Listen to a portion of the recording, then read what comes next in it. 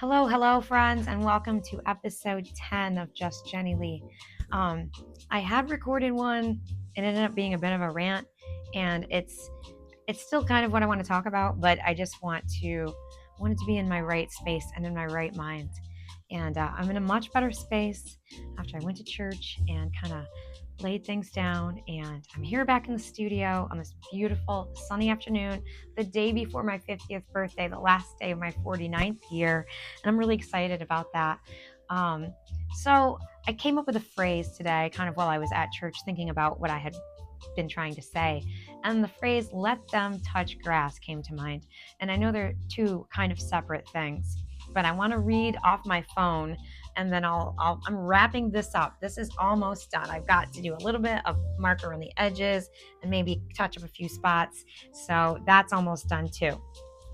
So before I do that, let them basically it's a book that teaches readers to stop wasting energy on controlling others' opinions, dramas, and judgments, and basically instead focus, on who you can change, which is you. Touch grass, when it first kind of hit the internet, meant basically that the person that was online with you needed to go outside, log off, go outside and get some fresh air and clear their head of the internet for a little bit. But it's actually now taken on a more universal, globalized meaning, which is often used to dismiss absurd, angry, intense arguments, essentially telling someone that they're out of touch with reality. So the reason why I bring this up is because I have spent a great deal of the first 49 years of my life obsessing over trying to help individuals maybe come to a realization of things or whatever. And a lot of times I struggle with my creativity as a result. I will drain my energy to a very incredibly low state, to a dangerous level, in order to take on the drama that some people themselves aren't willing to carry. And it's I think we're all sort of guilty of that, when something makes us highly uncomfortable, it's easy to want to misery loves company, or commiserate or gossip and those kinds of things that we know maybe aren't the best idea, but they serve as an outlet or a vent to the intense pressure that is building up inside. And I understand that.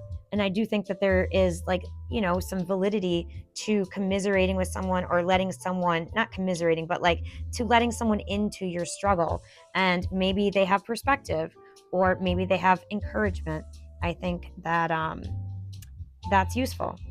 But there are unfortunately individuals who are kind of in the long term, just really, really hungry for your emotional energy, and they don't seem to run out of a need for it, yet they don't ever seem to be able to reciprocate. And I spend so much energy invested in these relationships.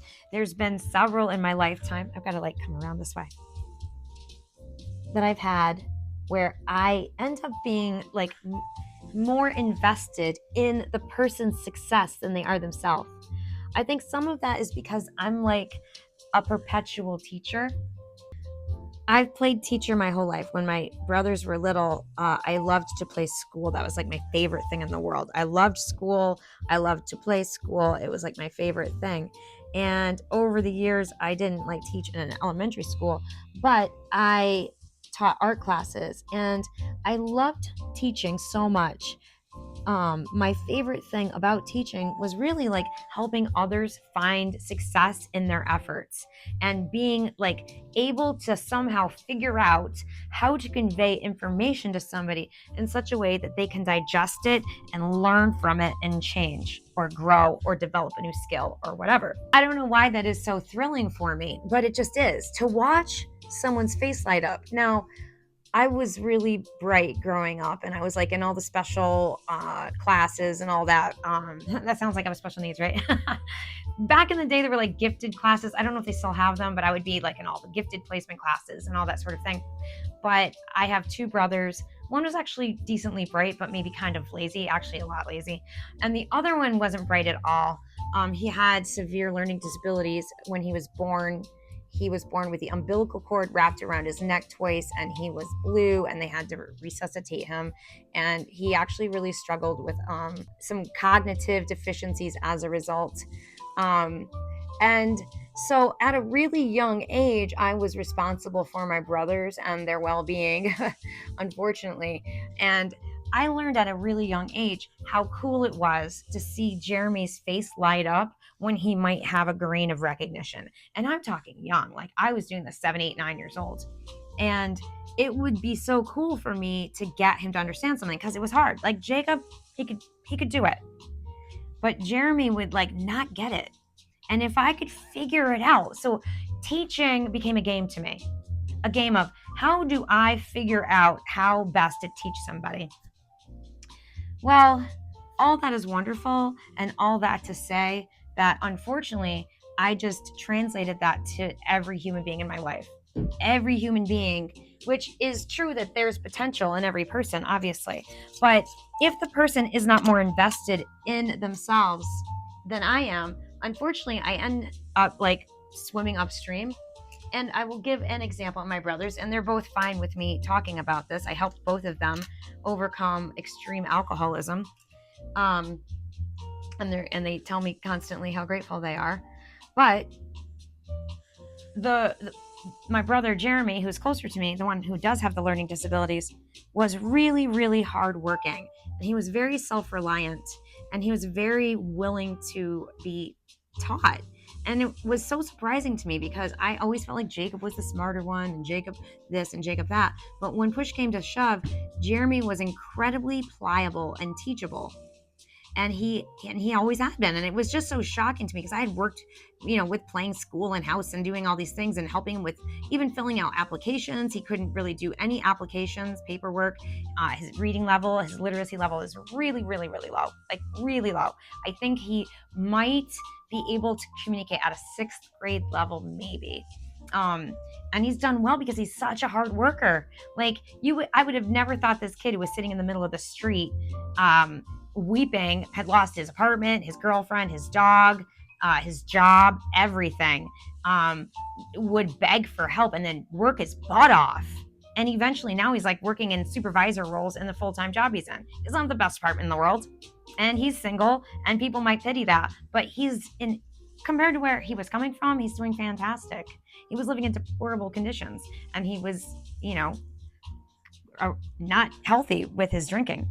Unfortunately, my other brother, he also stopped drinking completely, but he did not have the drive that Jeremy had. In spite of Jeremy's disabilities, he had a drive. And so I really think that part of that observable behavior in both of my brothers has caused me to be a little bit obsessive in wanting to maybe convey and communicate and help others achieve the same level of success that I've seen myself or others do. But not everybody's invested in it. Jacob really wasn't invested the same way that Jeremy was. Now, Jacob is now fine. He lived with us for 2 years like Jeremy did. I had Jeremy for 2 years, and then like 20 years later, I had Jacob for 2 years. But Jacob has a different mentality, and not to throw him under the bus, but he lives completely off the system, like entirely. Whereas Jeremy is working himself to death, basically. And he has 12 rods in his back, because back in the day, they would slice your back open if you had scoliosis and stick all these rods in there, which stunts your growth and causes a gross amount of pain and actually doesn't help. Chiropractor visits would have been just as well. But we didn't know that. This was the 90s, and that surgery nearly took his life and really damaged his psychological well-being. He was so cognitively impaired that there was no way that he could really understand what's going on. And I love him dearly. He's really one of my very favorite people because I appreciate his tenacity. I appreciate his fortitude. I appreciate how hard he's willing to work. I mean, I have so much respect for him. Now, he doesn't agree with everything in my life, and I don't agree with everything in his, but he figured out how to touch grass, and I had to let him. And I need to learn to let people, like, let them, just let them. And then they need to touch grass. So when you let go and you let people to their own devices, inevitably they're going to touch grass, and they're going to get some in their face and dirt in their mouth and up their nose. And instead of rushing necessarily to grab them and pick them up and pull them to safety, they might need to stand up and stand on their own 2 feet. And I just want to gift myself more than just the studio this year, because it's going, man. There's no stopping me now. There's no looking back. But I'm going to let them touch grass. I'm going to let go and stop trying to be the savior of humanity, because there's only one of those, and I'm not him. So if you made it this far, I really appreciate you. If you like this content, I'd be so grateful if you liked and subscribed. I'm trying to get to 500 subscribers by the end of February for my 50th birthday, and I'd love to have you be a part of my journey. I really appreciate you. Thank you so much. Have a fantastic rest of your day, rest of your weekend, and rest of your year. I will see you in the next video.